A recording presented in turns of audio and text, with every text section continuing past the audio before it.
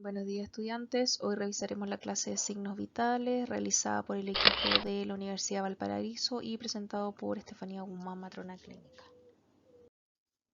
¿Qué son los signos vitales? Son los fenómenos o manifestaciones objetivas que se pueden percibir y medir en un organismo vivo. Revelan las funciones básicas del organismo, considera la frecuencia respiratoria, el pulso, la presión arterial, la temperatura corporal. ¿Cuándo vamos a valorar los signos vitales de un paciente? Cuando el paciente presenta un cambio en el estado de su salud, después de la admisión a un centro asistencial, antes, durante y después de las intervenciones quirúrgicas o procedimientos diagnósticos, antes y después de la administración de un fármaco riesgoso. Temperatura corporal. Es el equilibrio entre el calor producido por el cuerpo y el que pierde el mismo. Hay dos tipos de temperatura, la temperatura interna, la cual está dada por los tejidos profundos del cuerpo y generalmente se mantiene constante, y la temperatura superficial, que está determinada por el ambiente, si hace frío disminuye y si hace calor aumenta, es la que nosotros logramos determinar. La termogénesis es el calor producido y la termólisis es el calor perdido. Termogénesis y producción de calor. Metabolismo basal, actividad muscular como el ejercicio físico y hormonas, adrenalina, tiroxina, progesterona. La termólisis o las pérdidas de calor, ya sea por evaporación, sudor y respiración, ya por radiación hacia los objetos fríos, conducción hacia las superficies frías y convección hacia las corrientes de aire. Algunos factores que afectan la temperatura corporal, la edad. En el recién nacido presenta problemas de regulación de la temperatura debido a su inmadurez, lábil a los cambios de temperatura, y en el anciano la temperatura corporal suele estar disminuida, menor a 36 grados. La hora del día. La temperatura presenta un ritmo circadiano, mínimo a las 6 am y máximo entre 4 y 6 pm. La temperatura oral máximas a las 6 horas es 37.2 grados Celsius y a las 4 pm es de 37.7 grados Celsius. Se define fiebre cuando las temperaturas superan los niveles del ritmo circadiano. El ejercicio. La actividad muscular incrementa transitoriamente la temperatura corporal. En cuanto a las hormonas, en la segunda mitad del ciclo, desde la ovulación hasta la menstruación, la temperatura se puede elevar entre 0.3 a 0.5 grados Celsius. El estrés, las emociones intensas como el enojo o la ira activan el sistema nervioso autónomo, pudiendo incrementar la temperatura. La temperatura ambiente y la ropa que se lleve puesta, los tratamientos farmacológicos, algunos medicamentos aumentan o disminuyen la temperatura. La ingesta reciente de alimentos calientes o fríos, el cigarrillo, la aplicación de un enema y la humedad de la axila o su fricción, por el ejemplo al secarla, esperar 15 minutos como mínimo después de la ingesta de alimentos. La medición de la temperatura se realiza en diversas zonas del organismo, ya sea en la boca, en el recto, axila, conducto auditivo, zona inguinal, en la piel. Para medir la temperatura, el paciente debe estar en condición basal al menos 10 minutos antes de la toma. No debe fumar, comer o beber líquidos calientes o fríos 15 minutos antes de efectuar el procedimiento. Los valores normales de temperatura para el adulto y según el lugar donde se controle la temperatura oral se demora entre 3 a 5 minutos y el rango va entre 36,7 a 37,2 grados Celsius. La temperatura axilar unos 3 minutos y va de 35,5 hasta 36,9. Y la temperatura rectal 1 minuto entre 37,2 y 37,8. La temperatura axilar en el recién nacido va de 36,5 a 37,5 grados Celsius, el valor normal. Se considera que una persona presenta un estado subfebril cuando la temperatura oscila entre 37.5 y 38 grados Celsius, hipotermia cuando la temperatura es menor a 35 grados Celsius, hipertermia cuando la temperatura es mayor de 41 grados Celsius. En cuanto a los tipos de termómetros, tenemos el termómetro de vidrio, que es un tubo de vidrio sellado que contiene mercurio. El mercurio es tóxico para la salud, por lo tanto hoy en día ya no se recomienda ni se utiliza. El termómetro digital son sensores especiales adecuadamente calibrados, se demora alrededor de 1 minuto en controlar la temperatura. El termómetro de oído digital, medición precisa si se coloca adecuadamente. Y el termómetro de tira plástica, que se utiliza para medir la temperatura en vacunas, y termómetros de vidrio ambientales.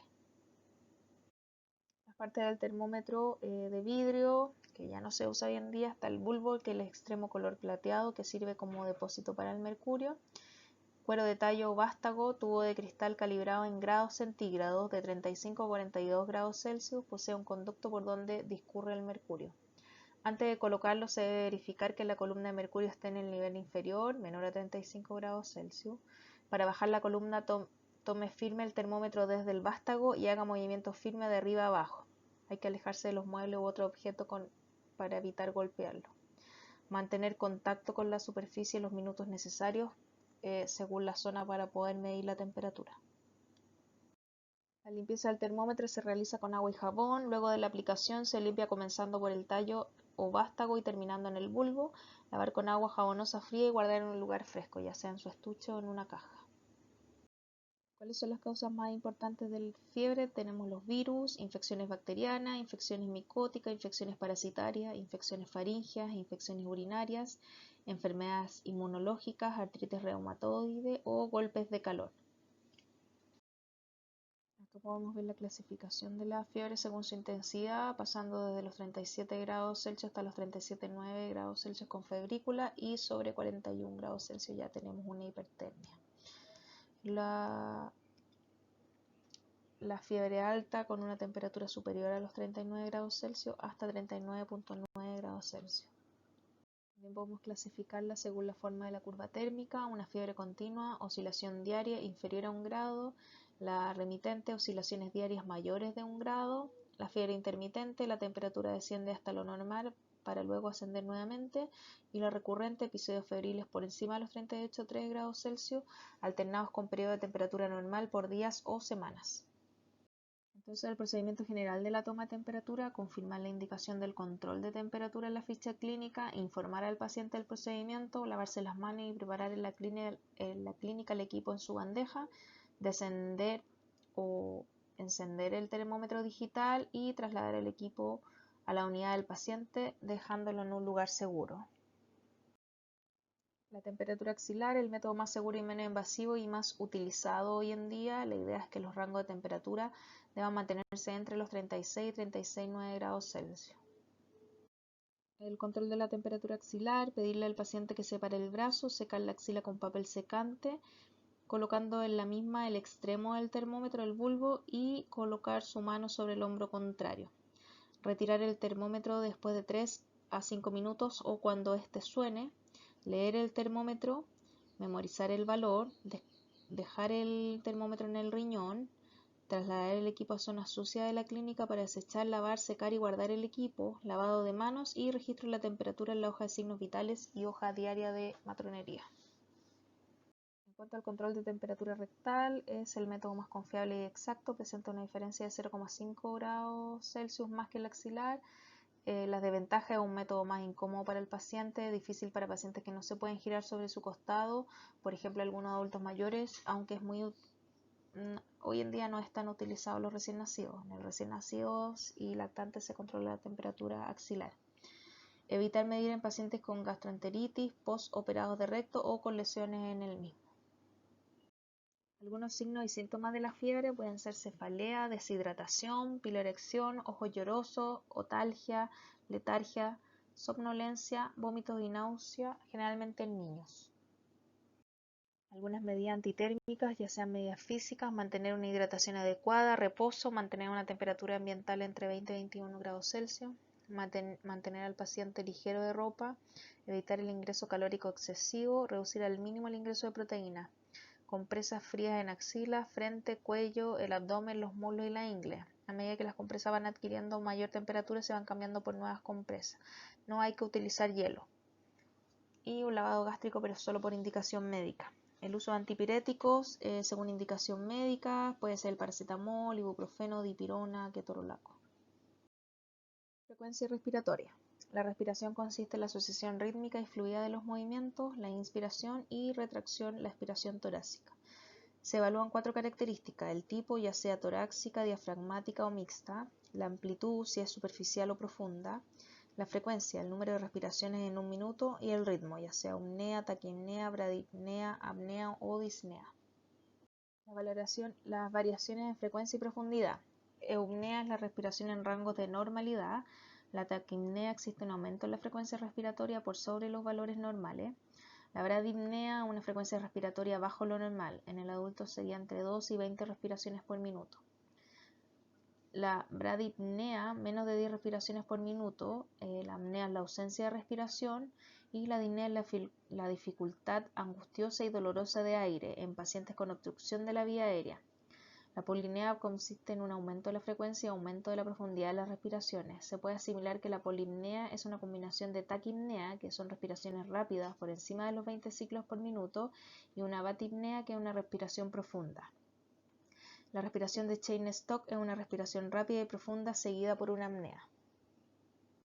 Hiperapnea o hiperventilación es un aumento anormal de la profundidad de los movimientos respiratorios que inciden en el volumen inspirado. Kussmaul, respiraciones rápidas, profundas y sin pausa. Y la ortopnea es la incapacidad de respirar cuando se está en posición horizontal. Procedimiento del control de la respiración. El paciente no debe darse cuenta que estamos controlando la frecuencia respiratoria para evitar las modificaciones conscientes. Sostener con los dedos la muñeca del paciente como si se estuviera valorando el pulso. Contar las respiraciones por 1 minuto iniciando la cuenta cuando se eleve el tórax. Dejar cómodo al paciente, observar la amplitud, ritmo y profundidad de la respiración, así como la coloración de la piel, uñas, dolor o sonido que presente el paciente. Lavado de manos y registro en la hoja de signos vitales y hoja de matronería. La frecuencia respiratoria normal en el adulto es de 12 a 20 respiraciones por minuto. Una taquipnea sería una frecuencia mayor a 20 respiraciones por minuto y una bradipnea una frecuencia menor a 12 respiraciones por minuto. Acá podemos ver que hay diferencia en los valores entre un recién nacido y un adulto, pasando por el lactante. En el recién nacido la frecuencia normal va de 35 a 40 respiraciones por minuto. El pulso es la expansión rítmica de una arteria producida por el paso de la sangre bombeada por el corazón. El pulso se controla para determinar el funcionamiento del corazón. Sufre modificaciones cuando el volumen de la sangre bombeada por el corazón disminuye o cuando hay cambio en la elasticidad de las arterias. Principios del pulso. El pulso normal varía según la edad y la actividad del individuo. Los estados emotivos modifican la circulación sanguínea. La presión intensa ejercitada sobre la arteria altera la percepción del pulso. Las características de los latidos cardíacos percibidas en las arterias superficiales informan las condiciones funcionales del corazón. Algunos medicamentos alteran las características del pulso. El pulso normal varía de acuerdo a los diferentes factores. El más importante es la edad. En los recién nacidos varía de 120 a 140 latidos por minuto. En los niños de 80 a 100, en los adultos va de 60 a 100 pulsaciones por minuto y en los ancianos disminuye de 50 a 60 pulsaciones por minuto. Sitios donde se puede tomar el pulso: en el cuello, en la parte interna del brazo, en la muñeca, en la ingle, en el dorso del pie, detrás de las rodillas y en nódulos mamarios de bebés. En cuanto al pulso, no solamente hay que evaluar la frecuencia del pulso, o sea, cuántas pulsaciones hay por minuto, sino que también hay que evaluar 4 parámetros más, que serían la amplitud, el ritmo, la tensión y la simetría.